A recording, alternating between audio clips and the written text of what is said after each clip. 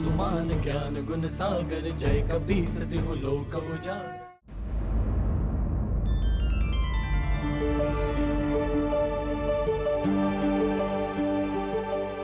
प्रणाम प्रणाम।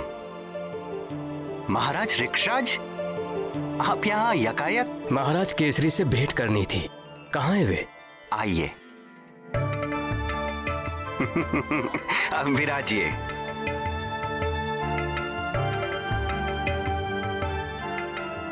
मैं महाराज को सूचित करवाता हूँ। ठीक है।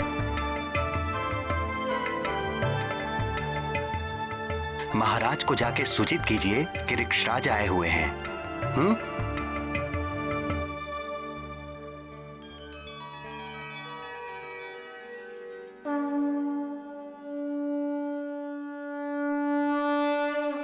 जय राम भक्त हनुमान, जय राम भक्त हनुमान, जय राम भक्त हनुमान।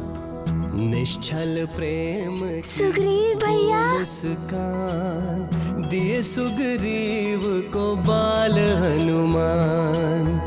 भगत भगत को गया जान, बैर भाव भया अंतर्धान।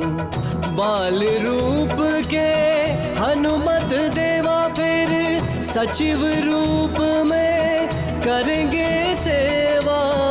मुक्ति दिलाए जन्म मरण से, सुग्रीव मिलाए श्री राम चरण से। सुग्रीव भैया, मारुति को आपसे मिलने में बहुत आनंद आया। हम भी तुमसे ही मिलने आए हैं मारुति। पुत्र मारुति,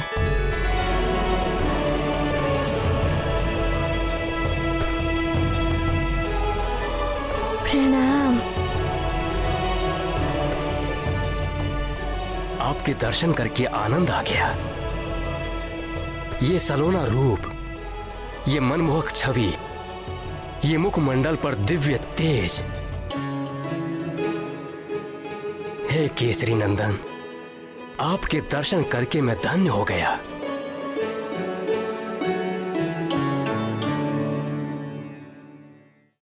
पुत्र सुग्रीव, हम जो भेंट लाए थे वो लाइए।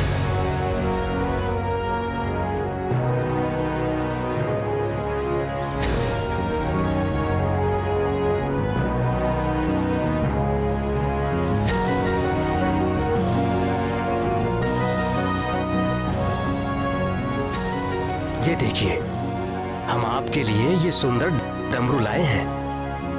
ये मारुति के लिए है? ये विशेष रूप से मैंने आपके लिए मृदंगपुर से मंगवाया है। शिव भक्तों की नगरी है वो। वहाँ बहुत ही सुंदर सुंदर डमरू बनाए जाते हैं। इसका नाद बहुत ही कर्णप्रिय होता है। भगवान शंकर इसका नाद सुनकर प्रसन्न हो जाते हैं और ये उनका सबसे प्रिय वाद्य यंत्र भी है।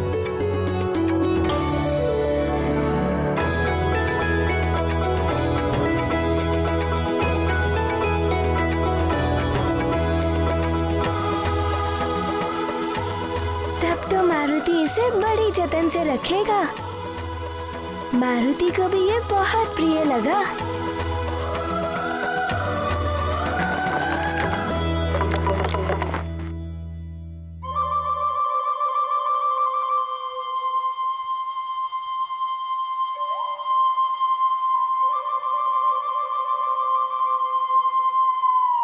वाली भैया क्यों नहीं आए सुग्रीव भैया?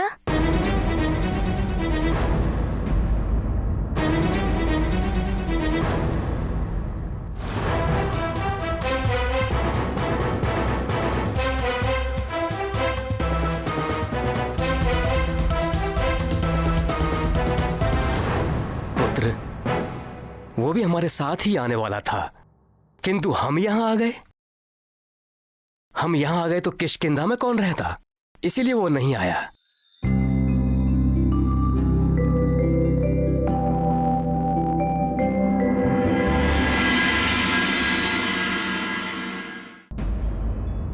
ईश्वर करे आपकी सभा निर्विघ्न संपन्न हो। असुरों के आतंक से हम सबको मुक्ति मिले। प्रणाम महाराज। किष्किंधा नरेश अपने पुत्र सुग्रीव के साथ पधार रहे हैं। उनसे कहिए मैं अभी उपस्थित होता हूँ। जी महाराज। मुझे चलना होगा।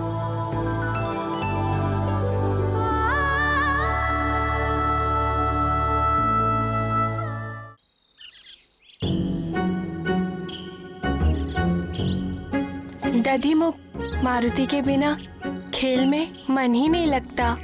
उसका भोलापन, उसका निश्चल व्यवहार और उसकी विचित्र शक्ति। अद्भुत है हमारा मित्र मारुति, परंतु 3 दिन हो गए तनिक कहाँ गायब है। साथ खेलना तो दूर, बाहर भी नहीं मिलता।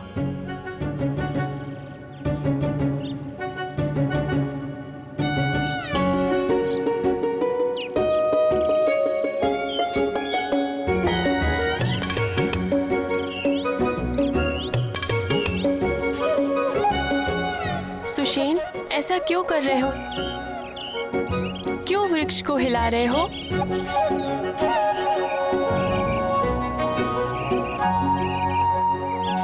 मैं तो ये देख रहा था कि इस छोटे से वृक्ष को हिलाने में कितनी शक्ति लगती है, और मारुति ने तो पूरा वृक्ष ही उखाड़ फेंका। अरे वो वृक्ष नहीं, वृक्षासुर था, और ये साधारण वृक्ष है। और तुम मारुति नहीं सुषेण हो, तुम इसे हिला भी नहीं पाओगे। कुछ भी कहो दधिमुख, मारुति तो अतिशक्ति का स्वामी है। स्मरण है मारुति ने वृक्षासुर को कैसे उखाड़ पछाड़ा था?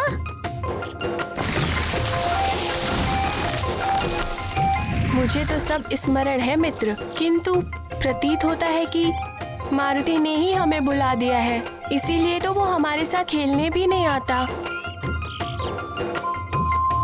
सुषेण, सुषेण, सुषेण! क्या हुआ मित्र नल? क्या बहुत हुआ? बुरा हुआ।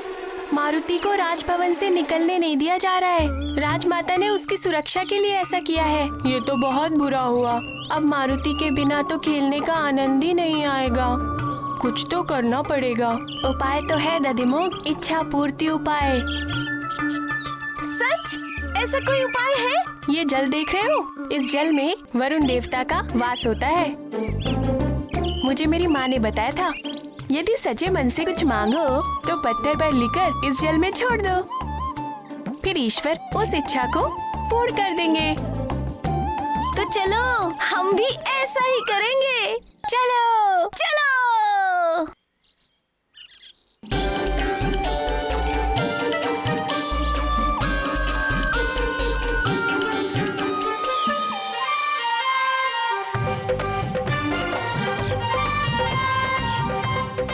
हे ईश्वर, हमारी इच्छा है कि हमारा मित्र मारुति पुनः हम सबके साथ खेले।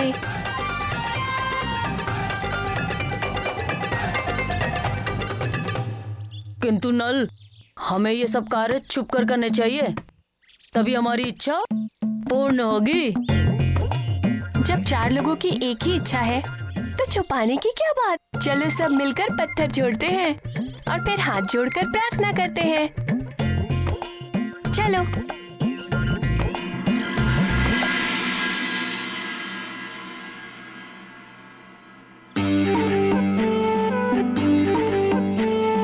हे जल में रहने वाले ईश्वर, हमारी मनोकामना पूर्ण कीजिए। हमें हमारे मित्र मारुति से मिलवा दीजिए।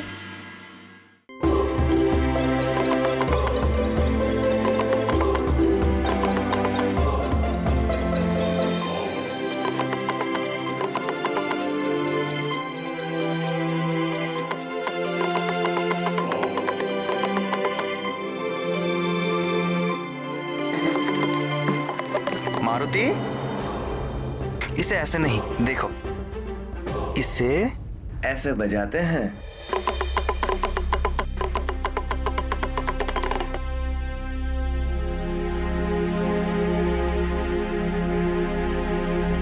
प्रणाम किष्किंधा नरेश, आपका स्वागत है। सदा संपन्न और सुखी रहे महाराज केसरी। आपको प्रतीक्षा करनी पड़ी, विलंब के लिए क्षमा चाहता हूँ। विलंब कैसा महाराज केसरी? हमारा स्वागत तो आपके पुत्र की मधुर मुस्कान ने ही कर दिया।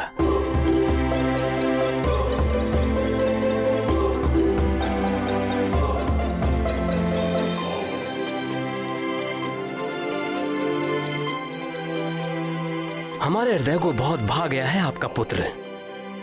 आप देखिएगा, आपका ये पुत्र एक दिन वानर कुल का गौरव बनेगा।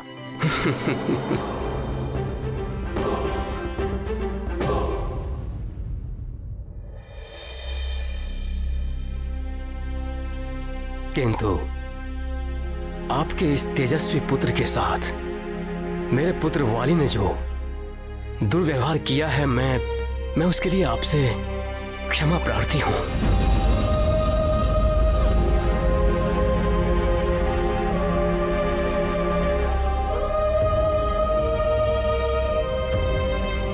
ये क्या कर रहे हैं महाराज?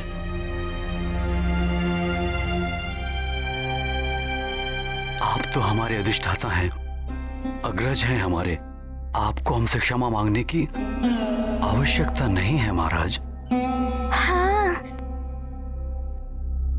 माँ ने भी कहा था, बड़े आशीर्वाद देते हैं और छोटे क्षमा मांगते हैं।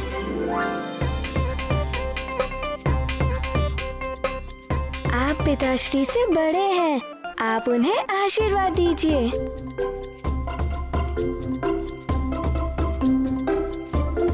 पुत्र मारुति, बहुत ही अच्छे संस्कार और शिक्षा दे रही हैं आपकी माता आपको। सदैव उनकी आज्ञा का पालन करना। मैं आपको, आपके पिताश्री और सभी को हृदय से आशीर्वाद देता हूं।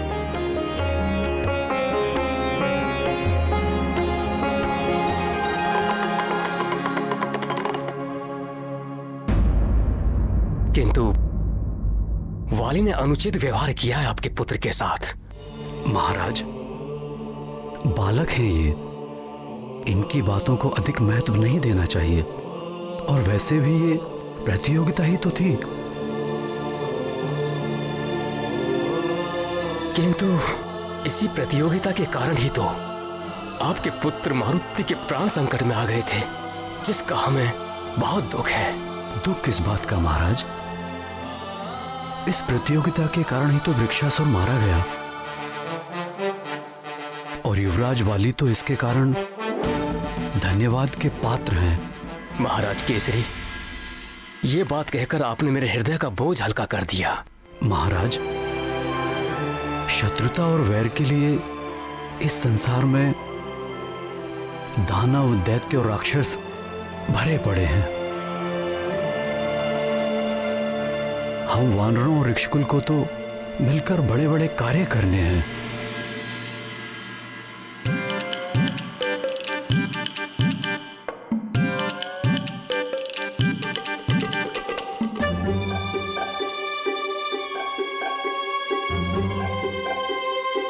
क्या हुआ पुत्र मारुति? किस सोच में पड़ गए हो? पिताश्री, मारुति को भी तो बहुत बड़े बड़े कार्य करने हैं ना।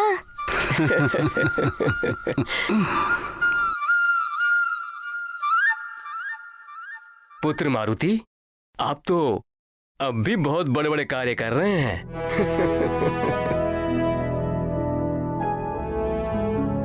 हाँ पुत्र, जब मैं बाहर जाऊंगा तो मेरी अनुपस्थिति में यहाँ की देखभाल और सुरक्षा का उत्तरदायित्व तुम्हारा ही तो होगा पुत्र। यहाँ के राजा, सेवक और संरक्षक तुम ही तो होगे।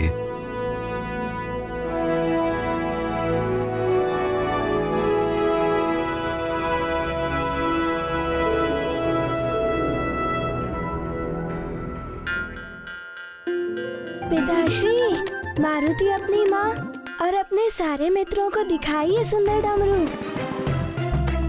जाओ ना पिताश्री। जाओ पुत्र।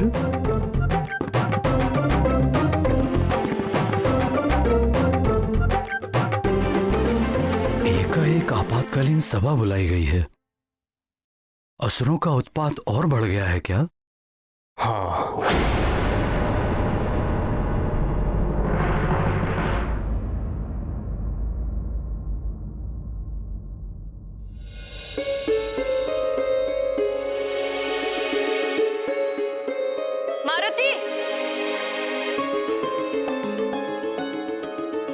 बिठा कर गए थे, फिर कहीं चला गया? कहीं भवन के बाहर तो नहीं चला गया?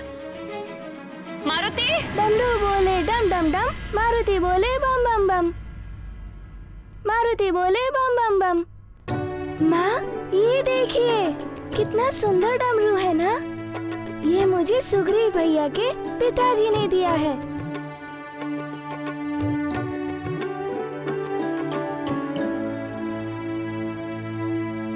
अच्छा अच्छा, अब इसे लेकर शैया पर बैठो और वहीं पर इसके साथ खेलो। और हाँ माँ, पिताश्री तो उनके सामने मारुति की बहुत प्रशंसा कर रहे थे कि मारुति ने वृक्षासुर को मार दिया।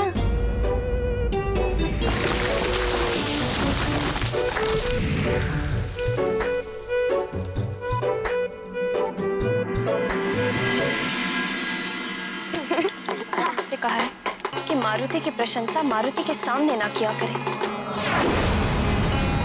किंतु ये समझते ही नहीं। मैं मारुति को इन सब से दूर रखना चाहती हूँ और ये उसे बढ़ावा दे रहे हैं।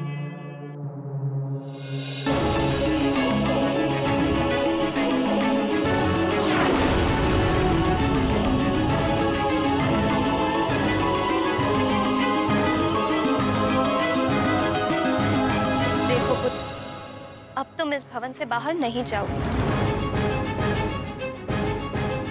मारुति, बाहर कौन कैसा है किसे पता? सब अच्छे नहीं होते जो तुम्हारे लिए अच्छा सोचे। तुम्हारे बड़े बड़े कार्यों से ईर्ष्या रखने वाले बहुत हैं, जो तुम्हारा बुरा करने को तत्पर रहते हैं।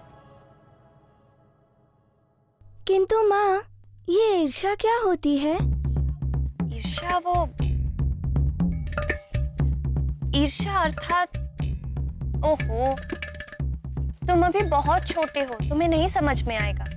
तुम बड़े होगे ना तो सब ज्ञान हो जाएगा। अब मैं जा रही हूँ भोजन का प्रबंध करने, किंतु तुम यहीं रहना।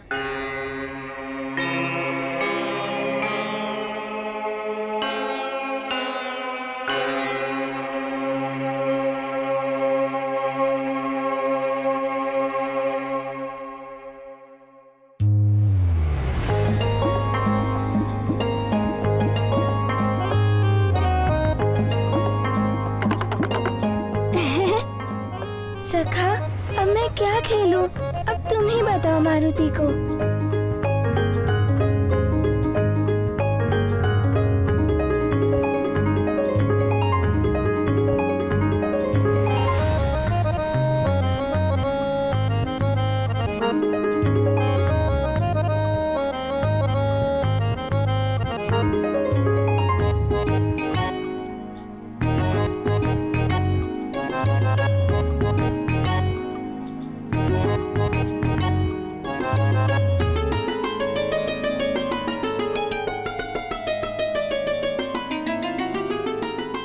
सखा, हम क्या करें?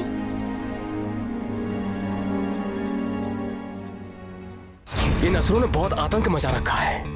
ऋषियों के अंग भंग कर देते हैं, यज्ञ में रक्त और हड्डियों का होम करते हैं। इन्हीं सब उत्पातों पर विचार विमर्श करने के लिए पंपासर में एक सभा बुलाई गई है। ये सब तो रोकना ही होगा महाराज।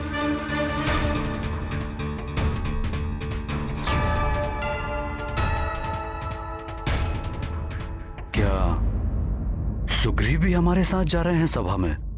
नहीं, सुग्रीव मारुति को बहुत प्रेम करते हैं, इसलिए वो मेरे साथ जाएंगे। सुग्रीव का निश्चल प्रेम तो स्पष्ट दिखाई देता है। अब चलें?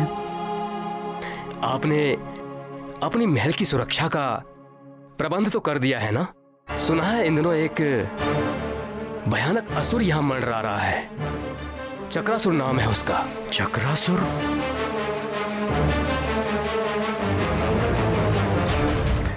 ये असुर कहां से आ गया इस क्षेत्र में? कौन है ये चक्रासुर? केसरी जी, किष्किंधा और सुमेरु से लेकर दंडकारण्य तक घनघोर वन है और इन्हीं वनों में पाताल से आने के लिए गुप्त मार्ग भी बने हुए हैं। उन्हीं मार्गों से होकर आते हैं और उत्पात मचाते हैं। ये चक्रासुर भी उसी पाताल मार्ग से आया हुआ एक असुर है जिसने सुदूर वनों तक अपना आधिपत्य कर लिया है, जिसे वो चक्रा नगरी कहकर पुकारता है। बहुत मायावी है वो।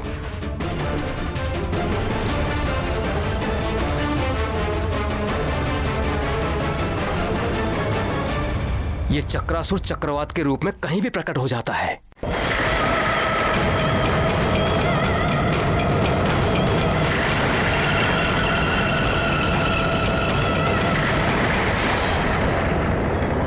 और इसके बवंडर में बड़े बड़े वृक्ष तिनके की भांति समा जाते हैं। अगर कोई भी इसके चक्रवात के बीच में फंस जाए तो फिर वो कभी बाहर नहीं निकल पाता। इसीलिए हमें अत्यंत सावधानी से कार्य करना होगा।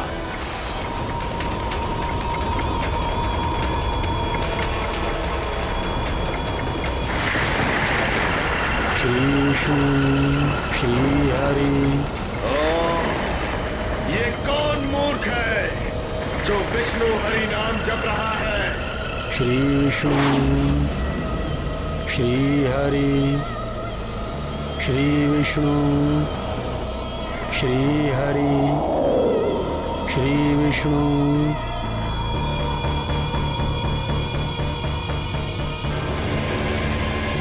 श्री हरि। श्री विष्णु श्री विष्णु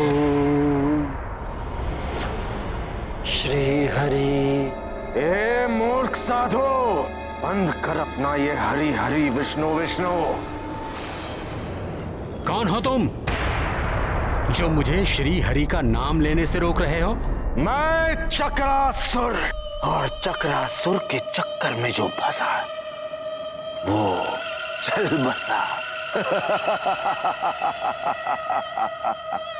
तू इस चक्कर में फंसना नहीं चाहता है तो ये हरि और विष्णु का नाम लेना बंद कर दे।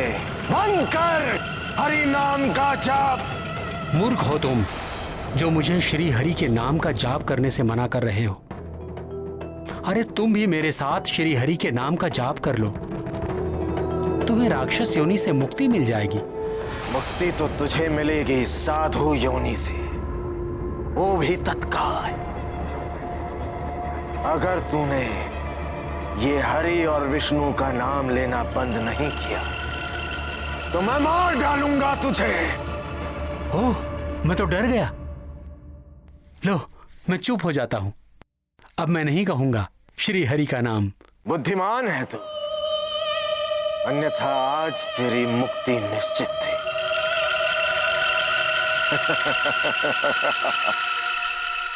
ओम श्री हरि। ओम श्री हरि। ओम श्री विष्णु। मूर्ख साधु, अब भी ले रहा है तू हरि का नाम?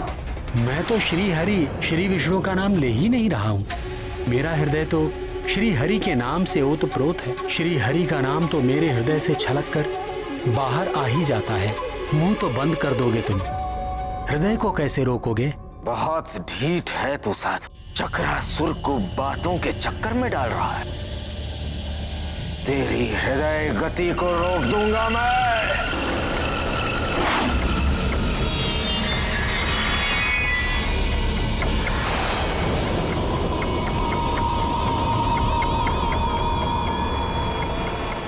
ओम श्री हरि। ओम श्री हरि। ओम श्री विष्णु।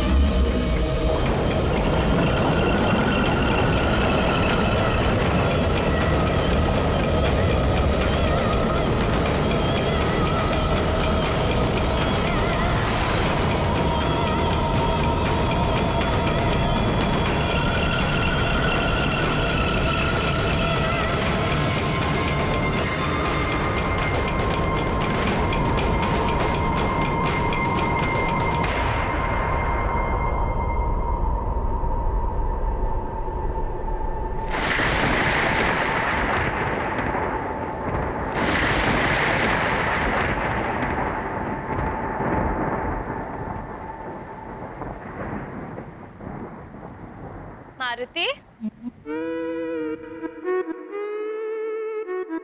ये लो, तुम्हारे दूध पीने का समय हो गया। माँ, मारुति दूध नहीं पिएगा। मारुति को अपने मित्रों के साथ खेलना है।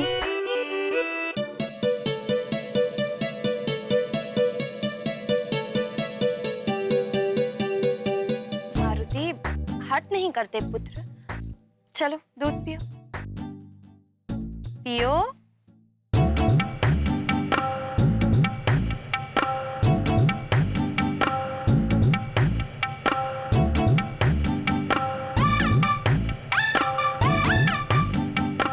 क्या हुआ पुत्र, दूध क्यों नहीं पी रहे हो? माँ, आप जो कहती हो वो मारुति मान लेता है। आपको नहीं लगता जो मारुति कहता है वो भी आपको मान लेना चाहिए? मारुति, माँ, आपको आभास नहीं हो रहा है मारुति अपने मित्रों के बिना कितना उदास है?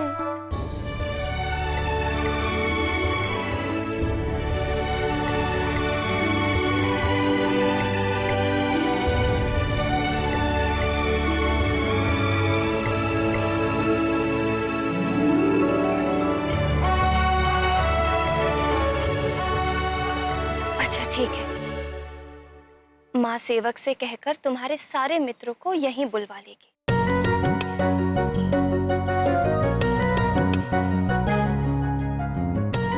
सच माँ, मेरे सारे मित्रों को यहाँ?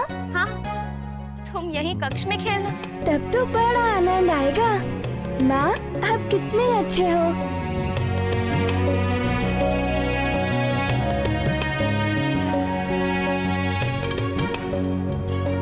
चलो अब जल्दी से दूध पियो।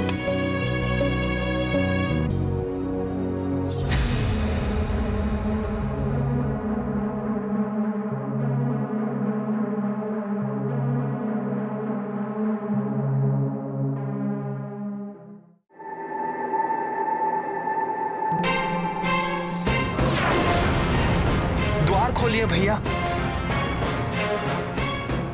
ऐसे आप कब तक बैठे रहेंगे भैया? पिताश्री भी राजभवन में नहीं है। द्वार खोलिए भैया, द्वार खोलिए। उनकी अनुपस्थिति में आप ही तो किष्किंधा के कर्णधार हैं भैया। आपके बिना राजकार्य के सारे काम रुके पड़े हैं। तुम तो हो ना राजकाज संभालने वाले, सबके हितैषी, उस मरकट के भी हितैषी। ऐसा मत कहिए भैया,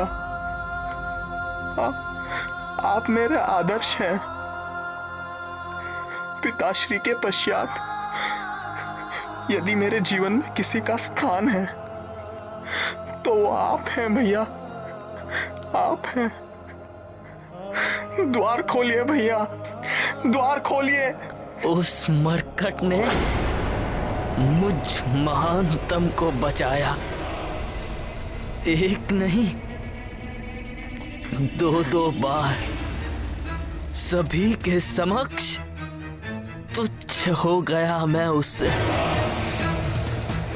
ऐसे जीवन से तो अच्छा होता कि वृक्षासुर मुझे ही निगल लेता। मेरा आत्मसम्मान, मेरा अभिमान, मेरा दम सब ध्वस्त करके रख दिया है उस मरकट ने। घृणा हो गई है मुझे स्वयं से, घृणा। भैया, यदि मारुति के स्थान पर यदि आपका कोई मित्र होता या मैं स्वयं भी होता तो वही करता जो मारुति ने किया। उसने आपकी सहायता की है, आपका अपमान नहीं किया। सुग्रीव,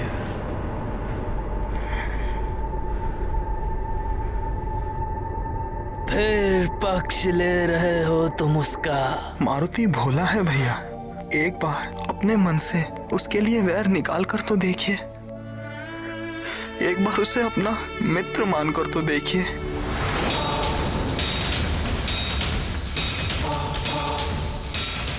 वो मेरा मित्र नहीं हो सकता, कदापि नहीं। उसका मुखड़ा अच्छा नहीं लगता मुझे। मुझे उसमें अपना शत्रु दिखाई देता है। शत्रु, समझे?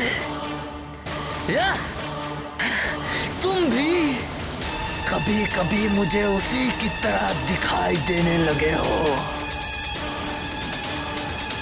हट जाओ, हट जाओ उस मरकट की या उसके हितैषियों की। कोई आवश्यकता नहीं है यहाँ पे। हट जाओ, हट जाओ, हट जाओ, हट जाओ, हट जाओ, हट जाओ, निकल जाओ यहाँ से।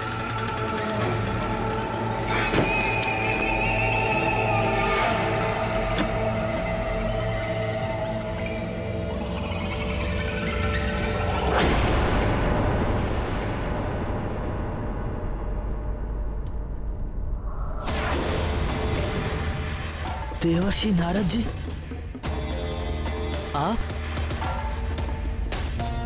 आप भीतर कैसे आ गए? ये घेरे और बंद द्वार मुझे नहीं रोक सकते। तीनों लोक और इस सृष्टि का कोई भी स्थान ऐसा नहीं है जहाँ नारद ना पहुंच सके, और ऐसा कोई मन नहीं है जिसके रहस्य नारद पढ़ ना सके। जो हो रहा है, जो होने वाला है, भगवान नारायण की कृपा से सब ज्ञात हो जाता है मुझे। नारायण नारायण।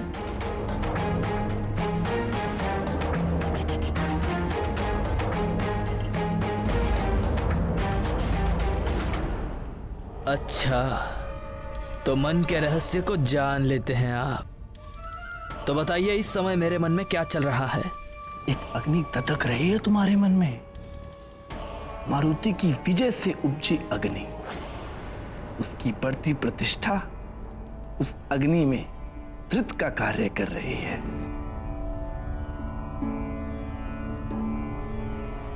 ये वीणा के तार देख रहे हो वाली,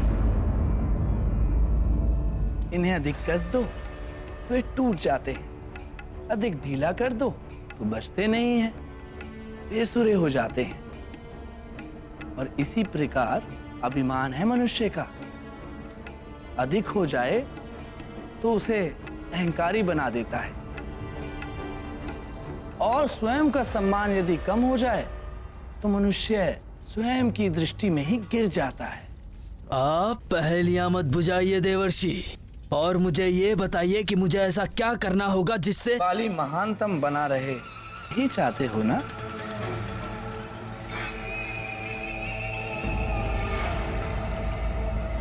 तो सुनो वाली, देवराज इंद्र तुम्हारे पिता, उनकी सहायता से तुम महानतम बन सकते हो।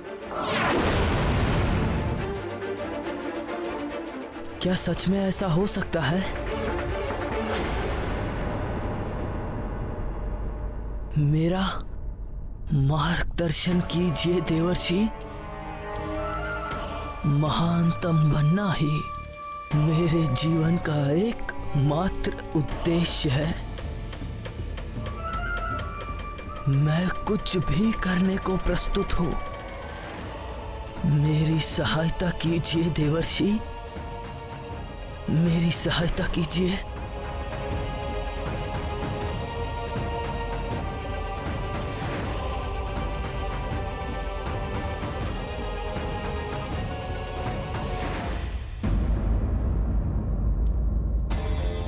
स्मरण है, तुमने कुछ समय पूर्व बल के मद में चूर होकर अपने पिता इंद्रदेव का अपमान किया था।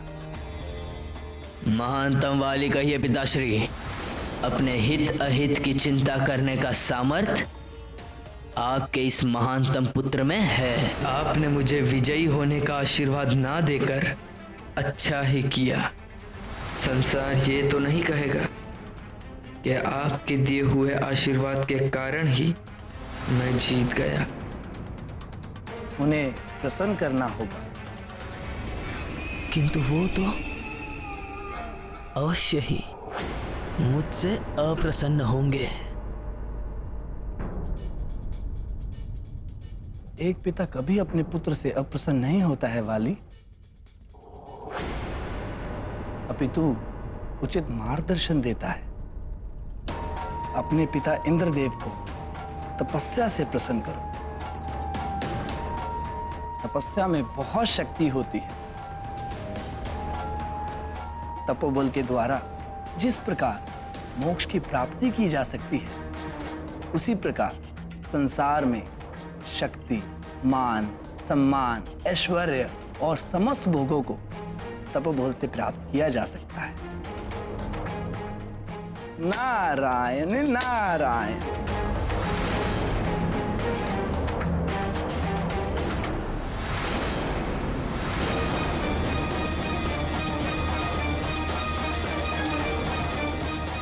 और तपस्या।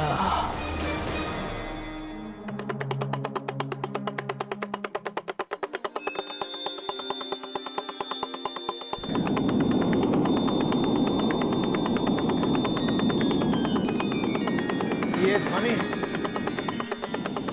ये तो डमरू की ध्वनि है।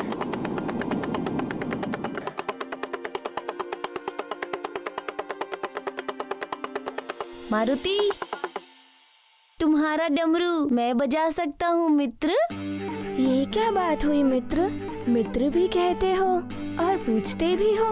लो मित्र, बजाओ।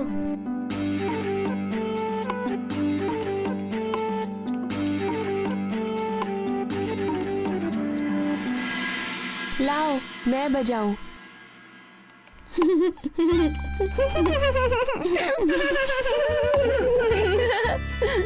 अरे अज्ञानियों, डमरू बजाने का भी ज्ञान मुझसे ले लो।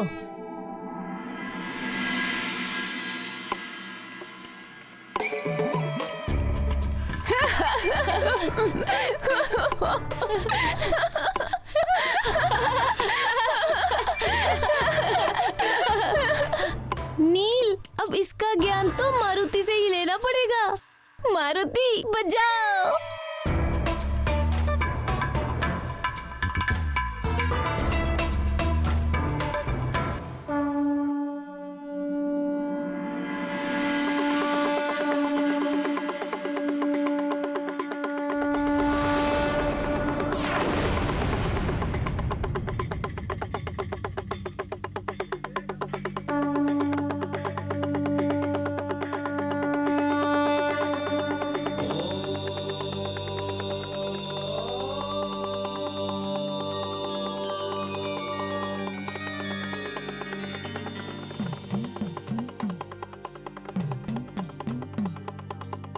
हे नटराज, स्वामी, मारुति कितना मधुर डमरू बजा रहे हैं, जैसे आप स्वयं बजा रहे हो। रुद्र अवतार हनुमान और मुझ में संसार भले ही भेद करे, किंतु वो है तो मेरा ही अंश। मुझे डमरू बजाना अच्छा लगता है, इसलिए मारुति की रुचि भी डमरू बजाने में है। सत्य है देवेश्वर। आप मारुति कौन सी लीला करेंगे? मारुति की जो भी लीला होगी देवी, उसमें कहीं ना कहीं संसार का कल्याण अवश्य निहित है, जिसका आरंभ होगा एक नए संग्राम। मारुति अर्थात मेरा अंश मेरे ही प्रिय वाद्य यंत्र डमरू से चुनौती देने वाला है चक्रासुर को।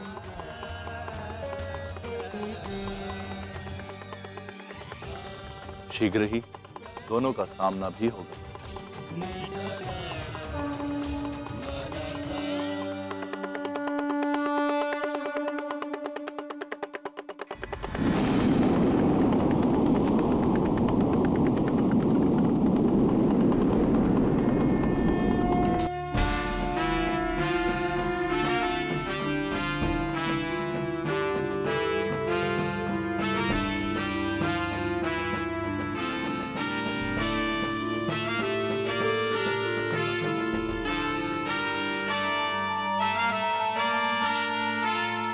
ये ध्वनि, ये तो डमरू की ध्वनि है। सागर जय कपीस तिहु लोक उजागर। कौन बजा रहा है डमरू? द्रुत अतुलित बल धामा, अंजनी पुत्र पवन सुत नामा।